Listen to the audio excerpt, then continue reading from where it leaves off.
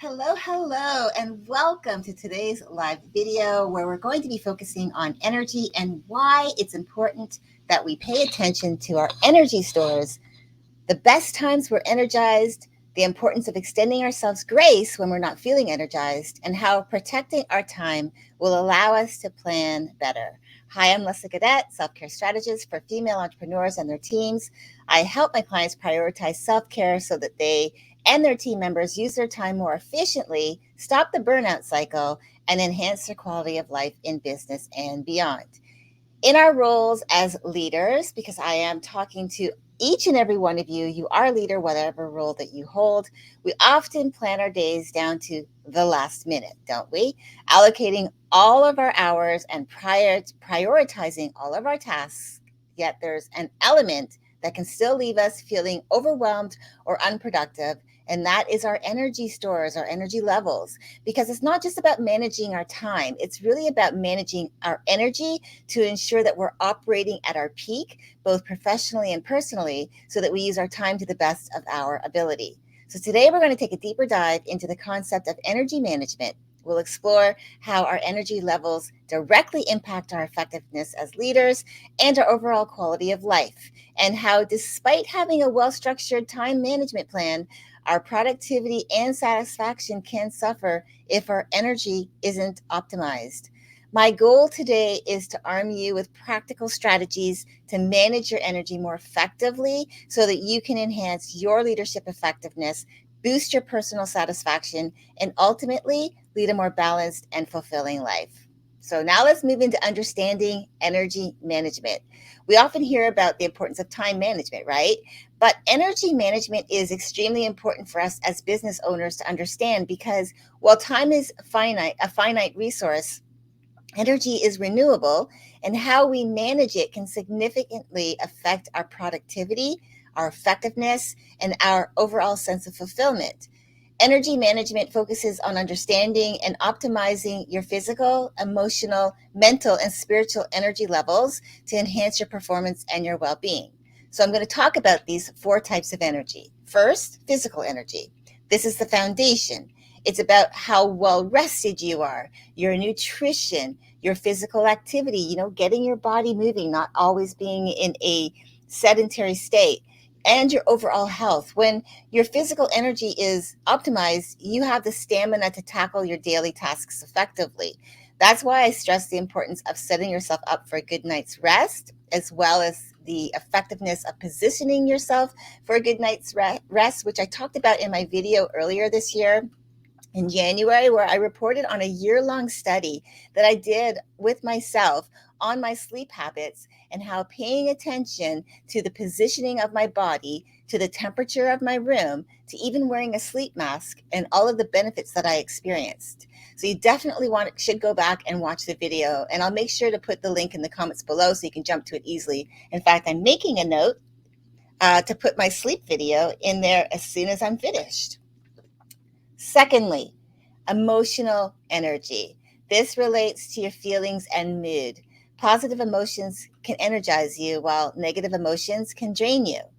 Managing your emotional energy involves cultivating a positive outlook, resilience, and emotional intelligence, which in turn influences your interactions and decision making. But I know sometimes it can be hard to bounce back quickly. And so here's where I would stress that you extend yourself grace, because your emotional energy could definitely be tied to your physical energy, in that if your physical energy isn't good, it's going to affect you emotionally. So, again, extending yourself grace and then taking the necessary steps to address the areas, excuse me, where you're feeling depleted and building yourself up. Now, the third one is mental energy. This is about your focus, your concentration, and your mental stamina. The last couple of weeks, I've talked about mental fitness and positive intelligence, and how our mindset, or shall I say our self talk, which is based on our thoughts and feelings, can interject and get us into those low energy and less motivated mindsets where we're just not feeling like ourselves, right? We don't feel like doing anything at all. But in our roles, especially in decision making and strategic planning, mental clarity is key. It's so important. Managing your mental energy is important. And so, practices like mindfulness, learning how to maximize your time by protecting and prioritizing self-care into your daily routines is helpful. And taking those strategic breaks throughout your day is really important so that you refresh your cognitive resources. Remember, I talk about that a lot of the time too, energy management, time management. If you are not managing those well, you can have yourself finding yourself going down burnout road multiple times. I can say from experience that has been my experience, and from the women that I had the pleasure of interviewing over the last few months. Some of the interviews that I had were talking about multiple experiences around burnout. And so it is a real phenomenon out there. It is something that is happening. And I bet you probably you have your own burnout story. You're just not realizing it. So the last one now is spiritual energy. While this might sound abstract, it's deeply personal, and it can be a significant source of motivation and resilience. It's about your values, your purpose, what gives your work and life meaning. And when your actions are aligned with your beliefs and your values, you tap into a profound sense of energy and purpose, like having that clarity of what you're doing each day, of why you're doing what you're doing. Everything will come from that place when you're super clear, and you have that. It'll allow you to have that really intentional focus on the things that you're doing. But when any of these energy types are low, it can lead to the common issue of poor time management. Why? Because when you're low on energy, everything takes longer. Your focus wavers and your efficiency drops. This can lead to the shame filled problem many leaders face, which is feelings of inadequacy or feeling disconnected. They may be missing out on important moments, both personally and professionally, and they're harboring the belief that they're not managing their roles effectively. But by understanding and managing your energy, you not only enhance your productivity, but you also foster a deeper connection with your work and personal life, leading to feeling more balanced and fulfilled. So now let's dive into, excuse me for 1 second, I'm going to take a drink of water. Very important to stay hydrated. So now we're going to talk about actionable strategies to help you manage and enhance your energy across all 4 dimensions: the physical, energy, emotional energy, mental energy, and spiritual. These strategies are designed to be adaptable, allowing you to tailor them to your unique needs and lifestyle. So let's start with the first one of physical energy. So physical energy serves as the bedrock of your overall energy management. So a few key strategies for you would be to prioritize sleep. Again, I did that video. I did a year-long study because I was really interested. I wasn't sleeping well, and I needed to make changes. I don't know if you can relate to ever waking up in the middle of the night because your brain's going a million miles an hour, and you didn't set yourself up for a good night's rest because instead you fell right into bed after absorbing information or scrolling on social media and thinking lights out, I can go to sleep, and your body just wouldn't let you, or it woke you up out of a deep sleep and you're like, oh, I forgot to do something, and now you're panic mode. Or even to the point of waking up with that crick in your neck because you didn't sleep well, or you're just not getting that optimal sleep. It's so important that you ensure that you have optimal sleep, you're getting enough rest, because when you consider this, it's going to help you have that energy. You're going to wake up with more energy. You're going to feel like, what a great sleep. I feel good. I feel rested. I feel ready for my day. So consider establishing that consistent sleep routine, even creating an environment that's conducive to a great rest. For example, you have a time that you go to bed every night. It's like clockwork. So that could be consistent to having, maybe you have blackout curtains, or at least your room is really dark. Or if you don't have that ability to have a really dark room and you need extra help, then you wear a sleep mask, making sure that your room is cool enough and that you're not waking up in a sweat, because again, that's going to interrupt your sleep. And you're not going to have that sleep that you need to wake up the next day with that energy level that you'll need to tackle whatever day's activities that are ahead for you. So it's really important to pay attention to your sleep and prioritizing it. Then the second one is nutrition. So you want to fuel your body with food that not only nourishes your body, but that provides that sustained energy. For example, think about what you eat as fuel for your performance, much like an athlete would, right? So like, what are you working on? will be the key indicator of how you will need to energize yourself with the foods you eat, as well as hydrating your body well. Always keeping, I keep this water bottle beside me every day. I'm filling it throughout the day. It's a reminder, and I'm reaching for it often. And so, again, thinking about the foods that you eat, especially if you're working on something that needs your total focus. You don't want to be reaching for a fast food meal that, what that makes you feel like. I'm sure you've had an experience that you feel like just curling up and going under your bed and going to sleep because you feel sluggish. So according to an article published in Time magazine, the question was posed: does thinking burn calories? And Dr. Marcus Rachel, a distinguished professor of medicine at Washington University School of Medicine in St. Louis, stated that while the brain represents just 2% of a person's total body weight, it accounts for 20% of the body's energy use. That means during a typical day, a person uses about 320 calories just to think. Different mental states and tasks can subtly affect the way the brain consumes energy. He goes on to say that if we were to put you in a scanner and we looked at what's going on in your brain while in front of the TV or doing a crossword, your brain's activity would change if we gave you a demanding task, and it would use more energy. So it's like looking at your brain as the engine that you need to keep fueling so that it runs optimally, as an example. Now let's move on to physical activity. When it comes to your physical activity, the key here is really to incorporate movement that you enjoy and that fits into your schedule. I'll say this over and over again. Self-care is not a one-size-fits-all model. And I truly believe that because we all lead very different lives, right? We're all individuals. We're unique for a reason. I think it's beautiful. But we all do have different lifestyles. And I believe that anything that you incorporate into your life must fit your lifestyle. It doesn't have to be intense workouts. Even like a brisk 30-minute walk or stretching that can invigorate your body. Like every day I go for a walk. It's like clockwork. It's just something that became a habit once I started doing it. Of course, like anything, you have to start doing it in order for it to become a habit. But start. Even stretching in the morning when you're getting up, because your body has been, in one state for many hours. And so you want to get up, stretch your body, get the blood moving through your body. So it's just something to think about. So let's talk about your emotional energy. Emotional energy is all about your inner well-being and how you feel throughout the day.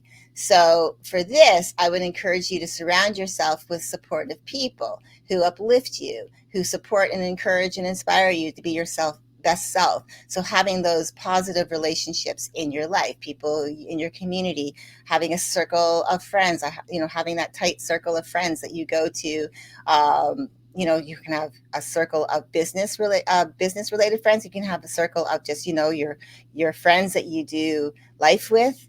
But those are people that you would surround yourself with who do encourage you to live your best life. Engage in hobbies, or activities that bring you happiness, which can act as a powerful antidote to stress and fatigue. Again, these things have to be things that you like because, again, like any habit, in order for it to stick, you have to continuously do it. And if you don't like it, if you don't like doing what you're incorporated into your daily routine, the higher the chances are that it won't stick, that it'll just fall off. It's like, as an example, people make this resolution at the end of the year that the beginning of the year they're going to start going to the gym, they're going to get into shape, and they get themselves a gym membership, and they end up going for maybe a few weeks, and then they don't see the results instantaneously, so they start to get discouraged, or they see that the scale has gone up because muscle, of course, weighs more than fat. But they see the scale go up and they don't really see that their weight's going down, but they don't realize that when you start putting on muscle, you're going to start wanting to eat more because your body needs the fuel. And then so you might be eating the wrong things, and so you might gain weight, and so you're discouraged, and so you start to fall off, and then by the end of the month of January you just decide to quit. However, a lot of the time too, what's happening is people continuously pay for a gym membership they're not using. Again, it's hard. Like any habit. Any habit is hard to actually start because it's something new that we're incorporating into our daily activities. But once you start and you continuously say, yep, I'm going, like walking, as I said, I walk every day, but before it was like, oh, I'll go tomorrow. Oh, I'll go tomorrow. And I kept putting it off and realized I'm not doing myself any favors. So I started going for my walk and I love it. But it's something that you have to start in order for it to become a habit and continuously do. One thing I also encourage is practicing gratitude. Cultivating a habit of recognizing and appreciating the good in your life. This can shift your focus from what's draining you to what's really enriching your life. I read this quote in one of my Bible plans that I was studying, and I can't remember who wrote it, but I love it because it reminds me each day to be grateful for all that I do have in my life. The quote is, in life, we may not always have what we want or want what we have, but we can trust God will always provide what we need. So it's really, what I love about that is sometimes we think we need things, and really it's the opposite to what we really truly need. It's just like when you go to someone for advice, sometimes you're looking like your friends to give you to say what you want to hear, when really what you need to hear is more important because that helps you to grow. So that's something to think about the next time you ask someone for advice, that if you really truly want the truth, as long as they're saying it to you with love, and that's why it's important to have a supportive community around you, that they're going to say what you need to hear, but they say it with love, and they're going to support you as you make changes in your life. So now let's move on to managing our mental energy, because this is really important. Maintaining mental clarity and focus is really crucial for effective decision making and leadership, right? So it's important that you learn to focus not only on your physical and your emotional energy, but your mental capacity as well. So adopting techniques like the Pomodoro technique, which involves working in focus bursts followed by short breaks.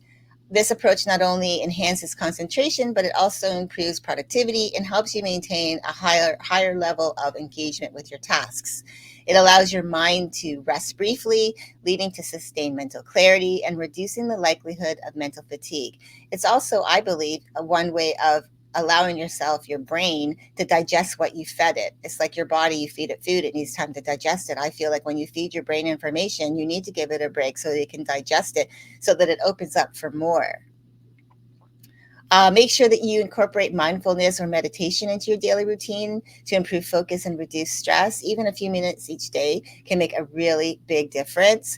I know a lot of people say I don't like meditation. What I've found when I first started meditating a few years ago is I would look up online. I would look for whatever I was around, whatever type of meditation. If I wanted something around gratitude or something for focus or something to just calm me, to make me feel better, I would look for 5-minute guided meditations. And it felt good to have someone leading me. I still sometimes do that, but this is a really good way to help you improve your focus and reduce your stress. It brings you back to the present moment. Make sure that you incorporate breaks that allow your mind to rest and rejuvenate. It could include stepping outside, doing a brief meditation. I was saying, simply changing your physical environment for a few moments is helpful. Remember, just like your body needs time to digest, your brain needs time to digest what you feed it. So give it that rest, so you aren't just trying to cram in as much information into your brain, because again, chances are you will not retain it. So let's talk about cultivating the spiritual or purpose driven energy. This type of energy is about connecting with what gives your life and your work meaning. So take a look at your core values. Like, what do you stand for? What do you believe in?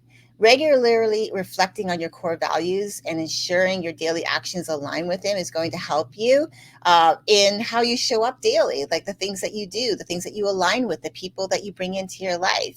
Your values, you're going to start looking for other people that share your values. You're going to look for other people that, think like you in a way. So taking time to do this can provide a really great sense of energy and purpose. It makes you feel like, you're doing something, you're following your purpose. And also big picture thinking. Take time to contemplate the broader impact of your leadership and work. Like, how does it contribute to the greater good? This perspective can be incredibly energizing and motivating because, again, if you know what your mission is for your business, what your vision is for your life, everything that you do will come from that place because you have that clarity and focus on what it is that you're doing in the world and the why behind it. So when you implement these strategies, you can build a robust energy management system that supports your leadership journey and can enhance your overall quality of life. Remember, the goal is not just to increase your energy levels, but to ensure that your energy is used in ways that align with your values, your goals, and the life that you aspire to live, as well as the people you wish to lead with confidence and pure intention. Now, I'd like to shift our focus, excuse me, inward for just a moment. There's something that I would like for you to do. Um, I would like you to do for you. So after this video, I encourage you to take a moment to reflect and then share in the comments. So think about your daily activities, especially those that are related to your role as a leader. Is there one particular task or habit that consistently drains your energy more than it contributes to your success? It could be something small like checking your emails compulsively, or picking up your phone and checking the text messages, like you're constantly, or you're getting those notifications that you have a post on Facebook or a DM on Facebook or a DM in LinkedIn, or you have, again, your phone dings to let you know that you have a voicemail message or text message. When you look at that, those things could be, draining you of your time and your energy. Also, look at what you're doing, things like what you're doing at unnecessary meetings, or doing it, like if you're, for example, attending unnecessary meetings, like things that you really don't fit into your calendar, but you said yes to it and it's not really helping you to really use your time effectively.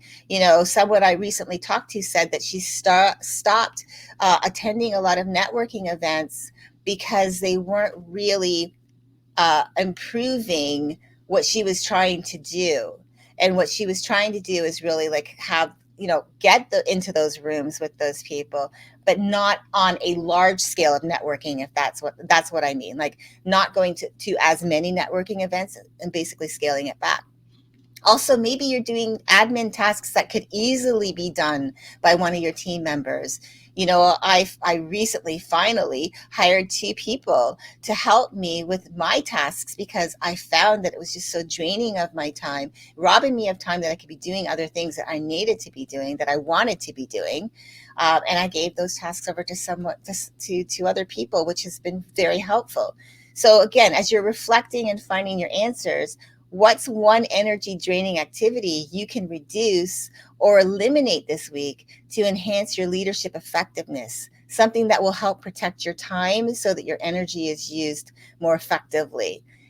When you share, your insights will not only help you, but they could possibly also inspire others in our community who read your comments. Remember, the goal is just to identify where you might be expending energy that doesn't serve your ultimate objectives, and finding ways to redirect that energy towards activities that fuel your leadership and enrich your personal life. So as we wrap up today, I'd like to recap the essentials of energy management. Mastering your energy is as critical as mastering your time. By aligning your physical, emotional, mental, and spiritual energies with your leadership and your personal goals, you're going to create that foundation for sustainable success and fulfillment. So I invite each of you to take a proactive step this week and identify one change that you can implement in your energy management routine to enhance your leadership and your personal well-being. Perhaps it's dedicating the first hour of your day to a revitalizing activity, or reevaluating tasks that deplete your energy without adding value.